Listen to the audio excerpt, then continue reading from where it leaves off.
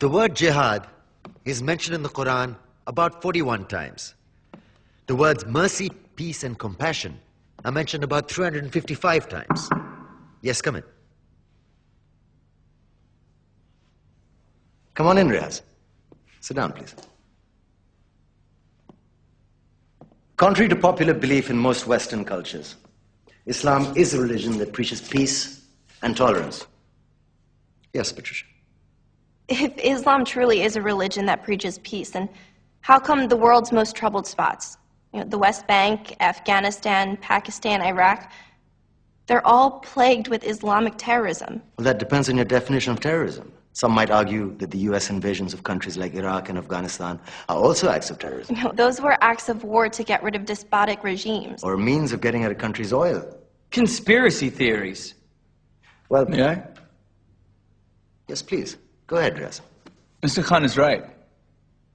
I mean, if we're talking about terrorists, the world's biggest terrorists are the white superpowers. Come on now. No, really, stop and think about it. Explain 9/11. Okay. Do you know how many people died in the Twin Towers strike? Around 3,000. And do you have any idea how many people died in the bombing of Afghanistan? Take a wild guess. More than 15,000 people died. And that's just conservative figures. About 50,000 tons of explosives were dropped on innocent civilians. Men, women, children. Yeah, but that was because of the Taliban. Now that you brought it up, did you know that the Taliban was a creation of the CIA to fight the Russians? Whatever. They were still harboring terrorists. Yeah, right. Terrorists that were never found. Just like the weapons of mass destruction that were never found in Iraq. Do you want to get into the death toll in Iraq? 500,000 civilians and counting. And what do Britain and America say when they don't find these weapons? It's simple. They just say sorry.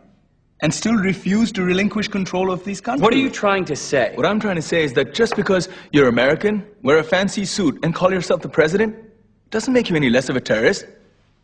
I'm saying that if you don't stop meddling in other people's countries, you will face a backlash. If Muslims like you feel that way, then why don't you get out of our country? We will. As soon as you promise to leave ours.